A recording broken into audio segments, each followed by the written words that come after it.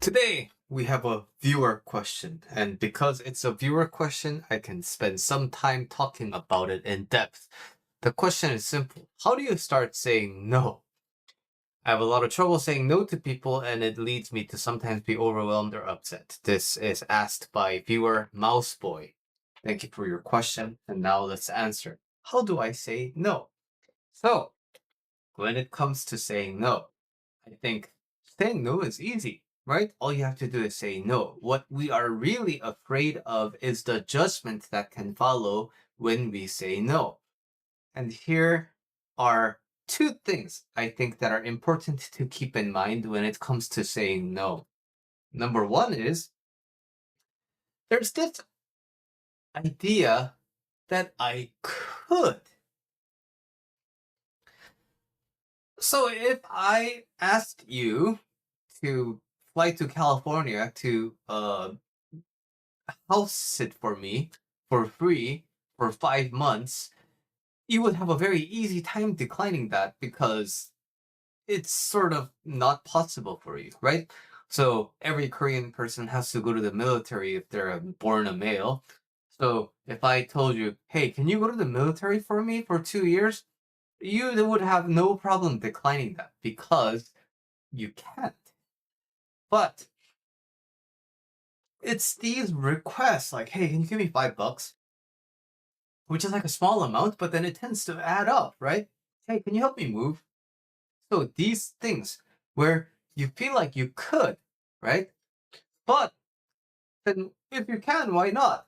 Well, it expends some of your inner resource, whether it be time or stamina or energy. It expends something that you have. But also, you don't get a lot of return on that investment. So for you, it's a losing game. But you can't flat out just decline because you feel bad. Why do you feel bad? Because underneath, you know you could theoretically do this, right? So if you were a nicer person, you could do it for me, but you're selfish, and that's why you don't want to do it for me. This is the mentality that we play into when we can't say no. But the thing is, of course, I mean, could I tell you that this is a silly argument to make in your head? Yes, of course, but we need to motivate it a little bit. Why doesn't this line of thinking work? The thing is, when you keep expending yourself, we think it's a good thing that we are doing for other people. And in the short term, it may be a good thing. Because why? In the short term, they're getting their needs met. But let's think about in the long term what's likely to happen if you continue to indulge other people in their requests for you. Now, imagine this. If you lended me $5 and my dog didn't, next time I need $100. Who am I more likely to ask? You or my dog? It's likely to be you because that's how basic human psychology works. You've helped me once, so when it comes to needing help again, I'm likely to reach out to you. And I can replace you with anybody else. Anybody else who has helped me before, I'm likely to ask again. This is just, so what I'm trying to say is, it's not really personal to you, but it's personal to the role that you are playing. You have helped me before in a really accessible and affordable way before. So next time a similar situation happens, the basic psychology of a human being is, oh yeah, I asked this guy this time, so maybe I can just ask this guy again. This is why in business, retaining a customer is so much easier than acquiring a new customer. Getting them to buy one more thing from you is so much easier. I think the number is like almost 3 times as easy as trying to acquire a new customer. This is just how the human psychology works. So they can think that you are a reliable source of help and they will keep asking you.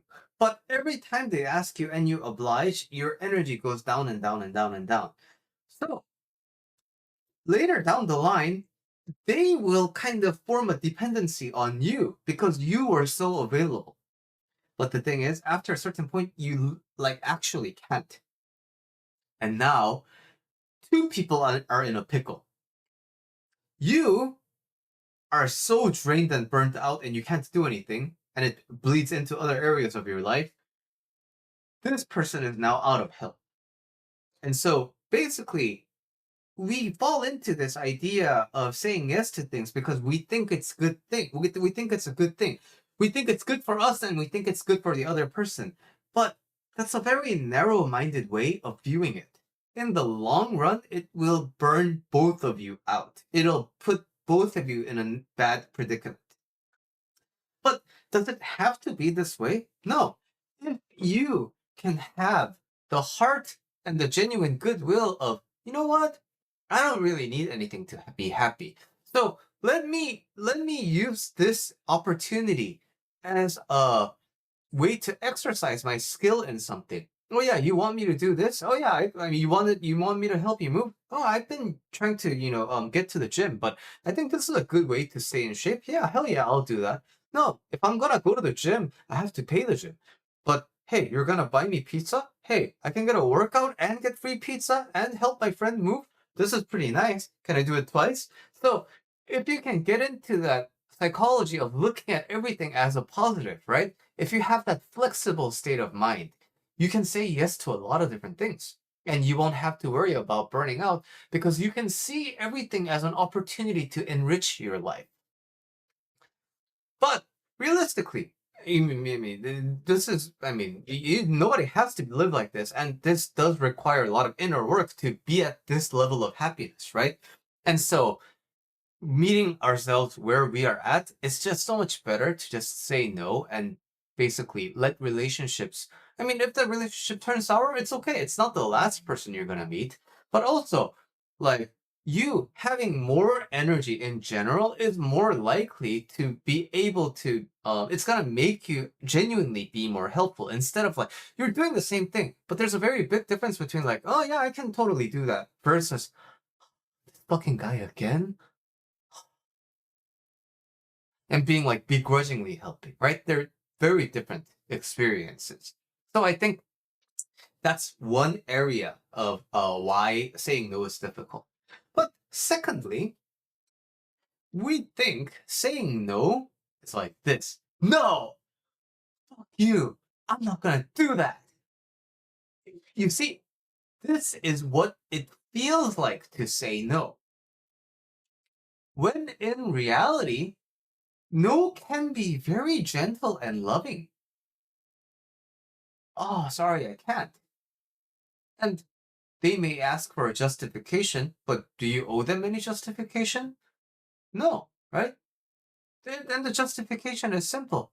Sorry, I really wish I could, but um, I have a lot of things going on, and I need a certain level of energy. And I think if I do that, then I'm not gonna be able to do a lot of the things that I have planned in my day. And basically, you're just simply saying that, yeah, I mean, if I were more resourced, I would love to help you. But the thing is, it's not you. Like, I'm just not resourced enough. And that's a thing that you can say, right? So again, with this the same example that of me having a request that you cannot give me.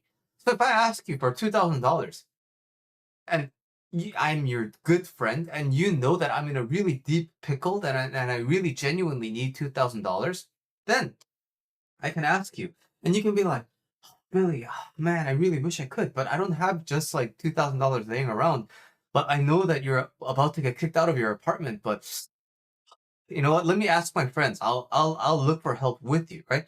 So no's can be very compassionate. No, it can be. Oh man, you're asking me that. Oh man, that sucks. Yeah. No, I really want to be able to help you, but unfortunately, I really don't have the resources. Ah, sorry, but hey, if I hear something from other people, I'll definitely let you know. I really, yeah, like, but let me know if there are any other ways I can help. I can definitely do that. So when you think of it like this, it's not just like, yes, okay, and no, fuck you. It's not this binary. It's not this big black and white kind of a mentality. There exists a very loving and compassionate version of a no. And that is the area that you want to be exploring, perhaps. How do I say no while being loving at the same time? How do I decline their request without being salty? Because those two don't necessarily have to coincide, right? So I think these two are great thinking points about when it comes to saying no to things. I am Well, thanks for your question, Mouse Boy, once again. And if you have any questions and you are my viewer, I would love to answer them for you. Check out the community post and leave them in the comment. Leave them as a comment on this video, or if it's a private question, you can email me at billy@julylifecoach.com, and I will be happy to talk about it while keeping your identity anonymous. All right, see you in the next video.